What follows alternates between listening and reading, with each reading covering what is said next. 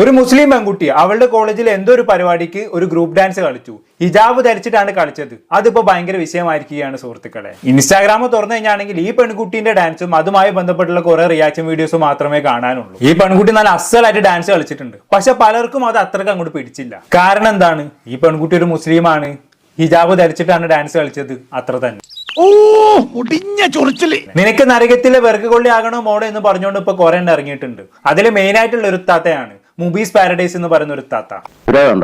എവിടെ ചെന്നാലും ഒരു വക ആൾക്കാര്. പണ്ട് ഇൻസ്റ്റാഗ്രാമിൽ പലജാതി ഡാൻസുകളും കളിച്ച് നടന്ന ആളായിരുന്നു നമ്മുടെ മുബീന താത്ത. പക്ഷെ പെട്ടെന്നൊരു സുപ്രഭാതത്തിലാണ് താത്തയിൽ ചില മാറ്റങ്ങൾ കണ്ടു തുടങ്ങിയത്. താത്തക്ക് ദൈവവിളി വന്നു. അതോടെ താത്ത നന്നായി. പെണ്ണുങ്ങളെല്ലാം തട്ടമിടിക്കലായിരുന്നു പിന്നീട് മുബീന താത്തിന്റെ മെയിൻ പരിപാടി. പക്ഷെ ഈ കോളേജ് പെൺകുട്ടി ഡാൻസ് കളിച്ച സംഭവത്തിൽ ആ പെൺകുട്ടി ഹിജാബ് ഇട്ട് ഡാൻസ് കളിപ്പിച്ചതാണ് മുബീന താത്തനെ ചൊടിപ്പിച്ചത്. തന്നോട് പലതവണ ഞാൻ പറഞ്ഞിട്ടുണ്ട് തന്റെ ഈ കക്കൂസ് വാ കൊണ്ട് ചളബള ഓരോന്ന് വിളിച്ചു പോരുന്നു.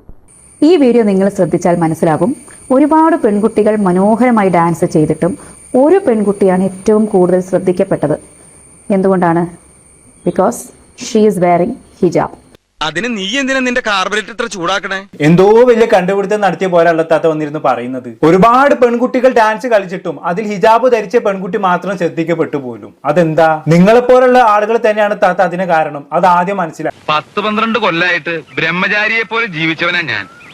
ഇതൊന്നും കാണുന്നത് എനിക്ക് ഇഷ്ടമല്ല. തട്ടമിട്ട് ഡാൻസ് കളിക്കല്ലേ പെണ്ണെ, നരകത്തിൽ പോകും എന്നൊക്കെ പറഞ്ഞുകൊണ്ട് അവിടെ ഇവിടെയൊക്കെ പോയി ഓരോ കമന്റുകൾ ഒട്ടിച്ചു വെക്കുന്നുണ്ടല്ലോ നിങ്ങളെ പോലുള്ള ആൾക്കാർ. അങ്ങനെയാണ് ഈ പെൺകുട്ടി മാത്രം ശ്രദ്ധിക്കപ്പെട്ടത്. മനസ്സിലായോ? അല്ലെങ്കിൽ ഒരു സാധാരണ ഡാൻസ് എന്നുള്ള രീതിയിൽ മാത്രമേ ആളുകൾ ഈ ഡാൻസിനെ നോക്കി കാണുമായിരുന്നുള്ളൂ. ആരാന്റെ കാര്യത്തിൽ എന്താ താല്പര്യം? ശരി നിശ്ചയിക്കാൻ നിങ്ങളാരാ? വലിയ ന്യായാധിപം വന്നിരിക്കുന്നു. ഞാനൊന്ന് ചോദിക്കട്ടെ, നമ്മൾ ഈ സീറ്റ് ബെൽറ്റ് ധരിക്കില്ലേ? എന്തിനാണ്? സുരക്ഷയ്ക്ക് വേണ്ടിയിട്ട്.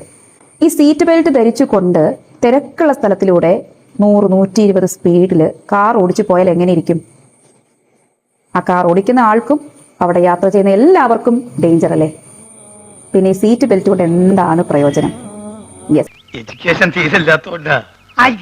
അതങ്ങനെ പഠിക്കാൻ പറ്റ സമയത്ത് ഗോലി കളിക്കാൻ നടന്നാ ഇങ്ങനെയൊക്കെ. ഒരൊറ്റ റിക്വസ്റ്റേ ഉള്ളൂ, ഡാൻസ് ചെയ്യണമെങ്കിൽ ചെയ്യാം. പക്ഷെ ദയവ് ചെയ്ത് ഹിജാബ് ധരിച്ചുകൊണ്ട് ഡാൻസ് ചെയ്യാതിരിക്കുക. ഹിജാബ് ധരിച്ചുകൊണ്ട് തന്നെ ഡാൻസ് ചെയ്യും. നിങ്ങൾ എന്താ ചെയ്യണമെന്നുള്ളൊന്ന് കാണണല്ലോ. അങ്ങനെ നാട്ടുകാരുടെ മുൻപിൽ താൻ ഒരു വഷളനാക്കി, ഒരു നിഷ്ഠൂരനാക്കി. തൃപ്തിയായില്ലേ എനിക്ക്? ഹിജാബിന് അതിൻ്റെതായിട്ടുള്ള ഒരു പരിശുദ്ധിയുണ്ട്. ഞാൻ ആ പെൺകുട്ടിയെ കുറ്റപ്പെടുത്തുകയോ വിമർശിക്കാനോ വേണ്ടിയല്ല ഈ വീഡിയോ ചെയ്യുന്നത്. പക്ഷേ നാളെ ഇത് കണ്ട് മറ്റുള്ളവർ കൂടി ഇതേപോലെ ഇറങ്ങിയാൽ അത് വലിയ ബുദ്ധിമുട്ടാവും. അതുകൊണ്ട് മാത്രമാണ് കേട്ടോ. ഏതാപ്പാ ചിരി? ആ പെൺകുട്ടിയെ സൈബർ അറ്റാക്കിന് ഇട്ട് കൊടുത്തിട്ട് അവസാനം നിന്ന് പറയാന്ന് ആ പെൺകുട്ടിയെ കുറ്റപ്പെടുത്താൻ വേണ്ടിയല്ല പോലും വീഡിയോ ചെയ്തത്. വല്ലാത്ത ജാതി. അതൊന്നും പറഞ്ഞാൽ മനസ്സിലാവില്ല, ആർക്കും മനസ്സിലാവില്ല. കണ്ടില്ലേ നിഷ്കളങ്കത്വം? ഒരു ലോകം മുഴുവൻ കീഴടക്കിയ സന്തോഷം അവൾക്ക്. എനിക്ക് ബംഗ്ലാവൊന്നും പണിയണ്ട, പക്ഷെ ഒരു പൗരൻ എന്ന നിലയ്ക്ക് ഈ രാജ്യത്ത് ജീവിക്കാനുള്ള അവകാശം എനിക്കുണ്ട്.